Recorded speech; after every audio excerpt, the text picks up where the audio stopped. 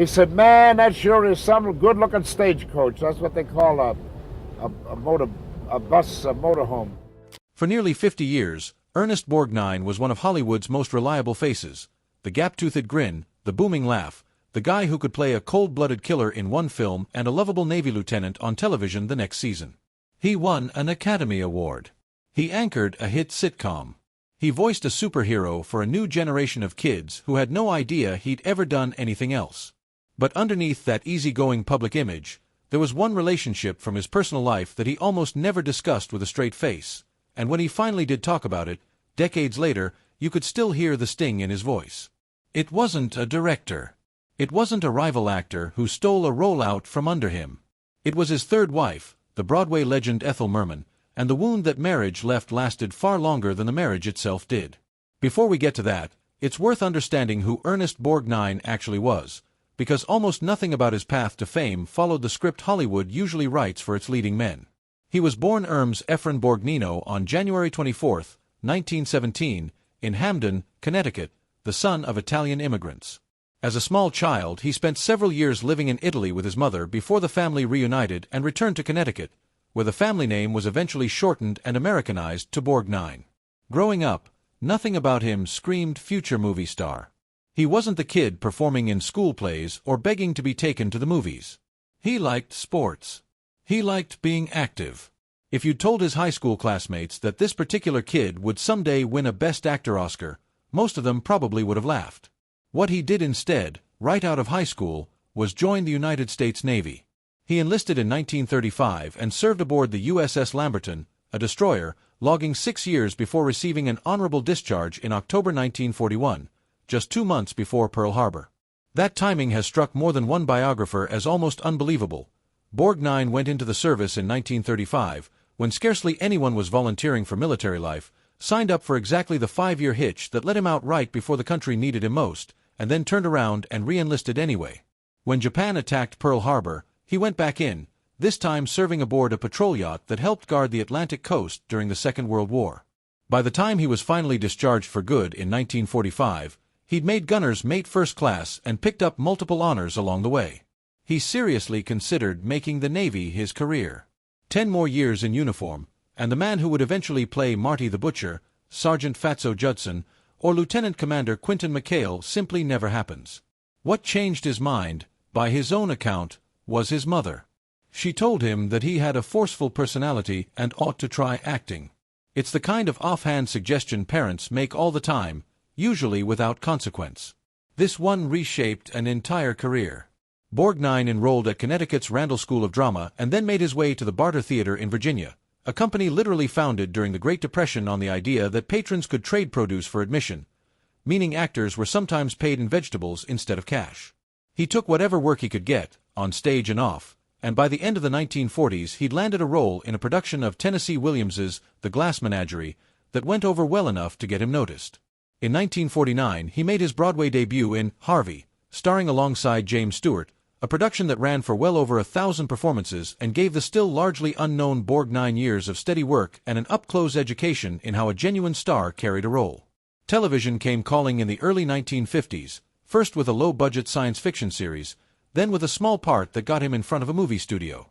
It's an easy detail to skip past, but worth sitting with. An actor who would go on to headline one of the most beloved sitcoms in American television history got his first TV credit playing a villain in a forgettable, cheaply made space serial, at a time when television itself was still viewed by much of the film industry as a minor, disposable medium rather than a legitimate stage for serious performers. That skepticism toward television would come back around for Borgnine more than once over the following decade, but in the early 1950s it was film that made him a name.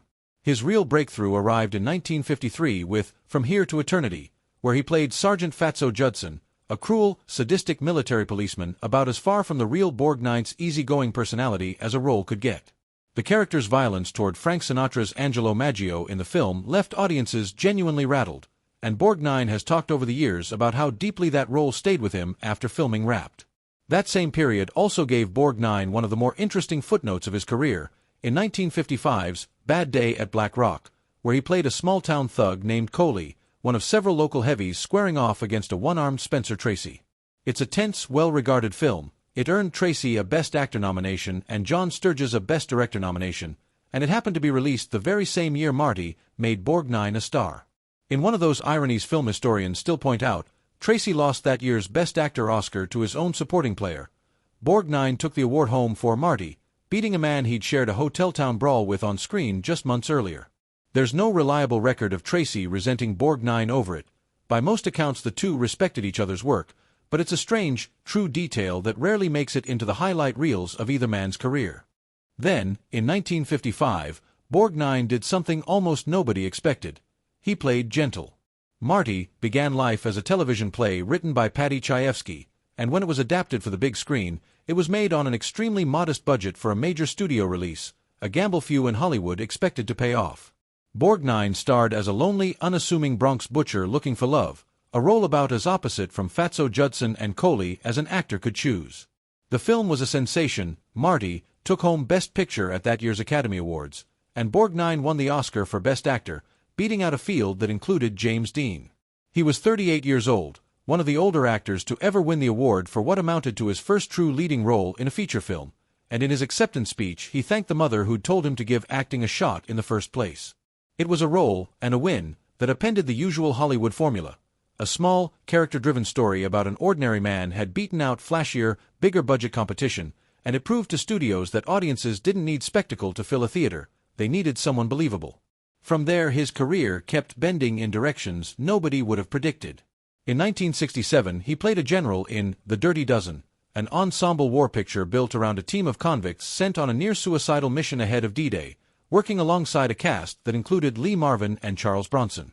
The film became a genuine cultural phenomenon and one of the defining action pictures of its decade, and it further cemented Borgnine's standing as an actor equally comfortable anchoring an intimate character drama or holding his own in a sprawling ensemble war film.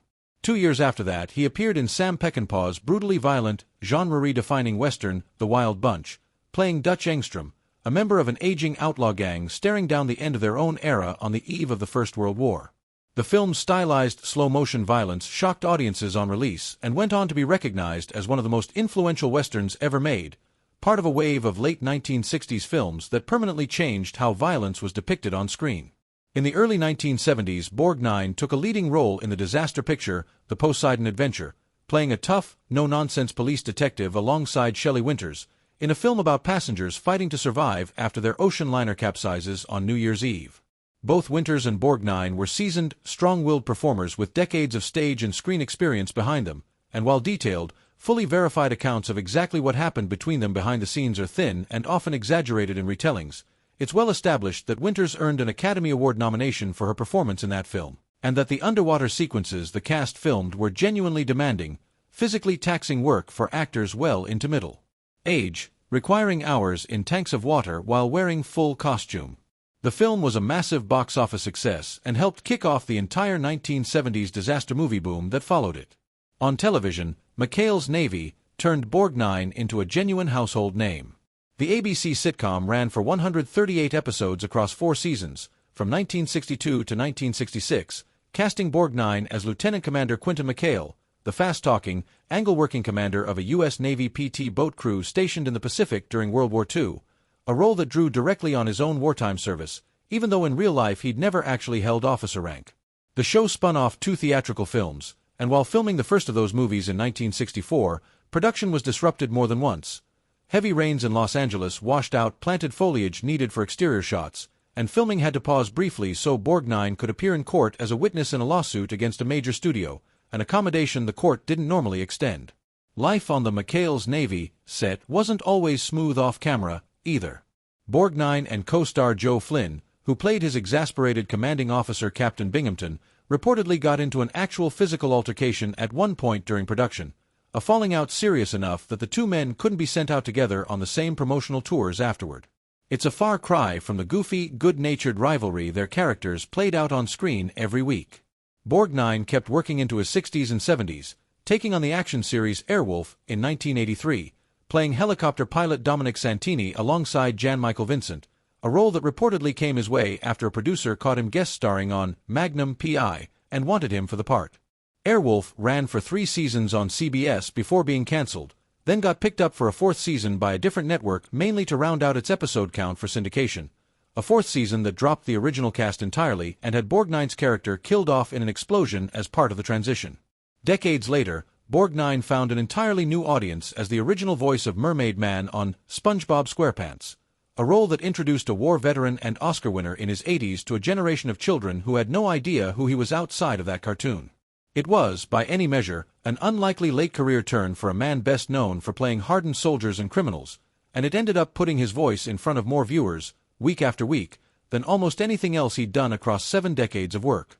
He kept working practically until the day he died, recording lines for the show just weeks before his death, making him, at the time, one of the oldest actors still actively voicing a recurring animated character. Throughout all of it, Borgnine developed a reputation in the industry as an unusually hard worker for a man of his stature, someone who showed up prepared, stayed personable with crews, and rarely complained about physically demanding material even well into his later decades. He was open, in interviews across the years, about how much he valued simply being able to keep working, describing acting less as a glamorous pursuit and more as a job he took seriously and never wanted to stop doing. That attitude showed up again and again, in his willingness to take supporting parts long after he had nothing left to prove, in his eagerness to try television when it was still considered a step down for a film star, and in his willingness, deep into his career, to voice a children's cartoon character with the same commitment he'd once brought to an Oscar-winning drama. There was also a persistent, almost comic gap between the parts Borgnine was known for and the person colleagues actually described working with. On screen, across 6 decades, he built a career largely out of playing men who intimidated people, sadistic sergeants, cold-eyed outlaws, thugs squaring off against Spencer Tracy in the desert heat. Off-screen, the picture painted by those who knew him was almost the exact opposite: an approachable, good-humored, reliably kind presence on set, the kind of actor younger co-stars often singled out as easy to work with and generous with his time. That contrast became part of his appeal. Audiences could believe him as Fatso Judson precisely because there was nothing showy or self-serious about the performance. He committed fully to the character's cruelty without needing anyone, on set or off, to think of him that way personally. It's the same quality that let him pivot, seemingly effortlessly, from playing a killer to playing Marty, from menacing heavies to a bumbling, lovable Navy commander, from Sam Peckinpah's grim outlaws to a cartoon superhero for children. Few actors of his generation moved across that wide a range of tone and register without ever seeming to strain against any of it. Borgnine died on July 8, 2012, at the age of 95, from renal failure, with his wife and children by his side. It was, by any measure, an extraordinary run, nearly 7 decades in the business, more than 200 film and television credits, and a body of work ranging from menacing villains to beloved comic characters, 3 Emmy nominations along the way, and, late in life, recognition as the oldest performer ever nominated for a Golden Globe. But ask people who followed his personal life closely, and the story that keeps resurfacing isn't about a film set. It's about a wedding that lasted barely a month. Borgnine was married 5 times over the course of his life, and his early marriages tell a story of a man whose personal life took much longer than his career did to find solid ground. His first marriage, to Rhoda Keemans, began in 1949 and produced his daughter Nancy. It ended in divorce in 1958. His second marriage, in 1959, was to Katy Jurado, one of the most celebrated Mexican actresses of her generation, whom Borgnine had met years earlier while filming Vera Cruz. Their courtship reportedly stretched on for years before she agreed to marry him, and their relationship became a subject of considerable press interest at the time. Jurado was already an internationally established star in her own right, having appeared in acclaimed films like High Noon, and the union of 2 strong-willed performers from very different film industries drew constant attention. Their marriage was, by multiple accounts, a turbulent one, marked by public reports of serious conflict between them, and it ended in divorce in 1963. His fourth marriage, to Donna Rancourt beginning in 1965, produced 3 children, Sharon, Christopher, and Diana, and lasted until 1972. Coming so soon after the very public collapse of his marriage to Merman, this fourth marriage represented, in some ways, an attempt to build the kind of stable family life he hadn't managed to establish in his first 3 unions. It lasted longer than any of his prior marriages had, spanning 7 years and giving him the bulk of his children, but it too ultimately ended in divorce, closing out a roughly 20-year stretch of his adult life defined by repeated attempts at lasting partnership that, one after another, failed to hold. And his fifth marriage, to Norwegian-born businesswoman Tove Tresnes, which began in 1973, lasted the rest of his life, nearly 4 decades, longer than all his other marriages combined, and by every account it was the one that finally gave him real stability. Tresnes built her own successful career in the beauty industry, and Borgnine became something of a public supporter of her business, even joking in interviews about being the world's oldest Avon representative after appearing in her advertisements. He was still crediting her, in interviews given in his final years, as the reason he kept going. Sandwiched between his second and fourth marriages, though, was a union that became one of the most talked-about short-lived celebrity marriages of the entire 20th century. In 1964, Borgnine married Ethel Merman, the Broadway powerhouse behind shows like Gypsy, Annie Get Your Gun, and Anything Goes, a woman whose voice could apparently be heard from the back row without a microphone and whose career had already made her a legend of the American stage. The two had met in November 1963, not long after Borgnine's divorce from Gerardo had become final, and by most accounts a genuine courtship followed over the next several months. Merman later told a biographer that for the first time in her life, she felt protected. Borgnine, for his part, described her publicly as far gentler and shyer than her stage persona suggested, insisting that behind the brassy performer the public knew, there was someone soft and unassuming. They married on June 27, 1964. It did not go well. The wedding itself was a genuine media event. Two established stars from very different corners of show business, a Broadway belter and a gruff film and television leading man, drawing crowds and photographers who wanted to look at what seemed, on paper, like an unlikely but charming pairing. Almost immediately after the ceremony, though, cracks began to show. Reports differ slightly on the exact number of days, landing anywhere from about 32 to just over a month, but every account agrees on the basic shape of what happened. The marriage collapsed almost immediately. Their separation became public within weeks of the wedding, and Merman filed for divorce that same year. Borgnine himself later suggested that part of what doomed the marriage was simple jealousy over attention, that fans and photographers were paying more notice to him during their time together than to her, and that friction curdled fast. Whatever the precise mechanics of the breakup, the marriage became something close to a national punchline almost overnight, a shorthand for Hollywood's habit of rushing into unions that collapse before the wedding photos are even framed. What makes the story genuinely fascinating, though, isn't the divorce itself. Plenty of celebrity marriages end quickly and get forgotten. What makes this one different is how Merman chose to close the book on it, years later, in a way that has become one of the most famous gestures in showbiz memoir history.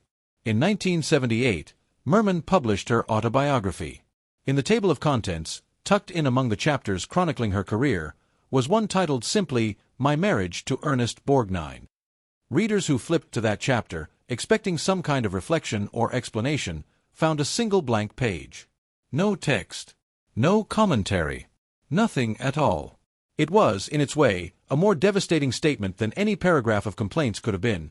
Silence used as a weapon, a joke and an insult rolled into one, and it's the detail that has kept this marriage remembered decades after most quickie Hollywood unions from the era have been completely forgotten. Borgnine, by his own later admission, felt that blank page. He didn't pretend it hadn't stung. In interviews given well after the fact, he acknowledged that it hurt more than anything Merman could have actually written, and that the gesture felt, to him, like a public slap delivered with no possibility of a response. It's a strikingly honest thing for an actor with his reputation for good humor to admit that decades later, one wife's silent joke in a memoir still landed harder than any argument they'd ever had. There's also a certain irony in which of Borgnine's relationships became the one that stuck with him. Of his 5 wives, Merman is arguably the one he knew the least, in strict terms of time spent together, a courtship of only a few months and a marriage that didn't even last through a full season. Compare that to the years he spent with Gerardo, or the 7 years of his 4th marriage, or the nearly 4 decades with Tresnes, and the Merman union looks, on paper, like the least significant relationship of his adult life. And yet it's the one that produced the story people still bring up, the one anecdote from his personal life that outlived almost every other detail of his 5 marriages combined. That's a testament, in its own strange way, to how much power a single well-timed, well-executed gesture can carry. Merman didn't need years of shared history to leave a lasting mark. She needed 1 blank page and 14 years of patience before publishing it. It's worth pausing on why that detail resonates the way it does. Borgnine spent his career being cast, again and again, as tough men, killers, sergeants, brawlers, war veterans, gang members squaring off against Spencer Tracy in a dusty desert town. He was physically big, he had that gruff voice, and directors loved putting him in roles where he could dominate a scene through sheer presence. And yet here was a moment in his real life where the person who got the last word wasn't a screenwriter's villain or an on-screen rival, but his own third wife, and she did it without writing a single sentence. There's something almost theatrical about it, fitting for two people who'd spent their entire adult lives on stages and film sets. Even their divorce ended up getting performed, just once, in print, for an audience. The marriage to Merman also sits at an interesting hinge point in Borgnine's career and personal life. It came after his Oscar-winning breakthrough with Marty had already made him a star, and years before McHale's Navy cemented him as one of television's most recognizable faces. It came in between two other marriages, to Gerardo before and Rancourt after, both of which also ended in divorce, suggesting that Borgnine's early adult life was defined by a kind of restlessness in his personal relationships that mirrored, in a strange way, the restlessness of his career. An actor who kept reinventing himself on screen, and a man who kept starting over at home, until he finally found the pairing that stuck with Tova Tresnes in 1973. There's a broader lesson in Borgnine's story too, one that goes beyond any single marriage. This was a man who, by his own telling, once dismissed television outright, and who nearly missed the McHale's Navy role that would go on to define an entire generation's image of him because he'd initially considered the small screen beneath a serious film actor. He later admitted that judgment had been foolish, and he built one of the most beloved second careers in Hollywood by embracing exactly the medium he'd once looked down on. He kept working, kept showing up, kept saying yes to strange new opportunities. A war drama here, a disaster picture there, a spot on a children's cartoon in his 80s, right up until the final weeks of his life. If there's a through line connecting the war veteran who almost never became an actor at all, the Oscar winner who initially doubted television, and the 95-year-old still recording lines for children's cartoons, it's a stubborn refusal to stay in one lane, professionally or personally. And maybe that's part of why the Merman marriage lingered the way it did.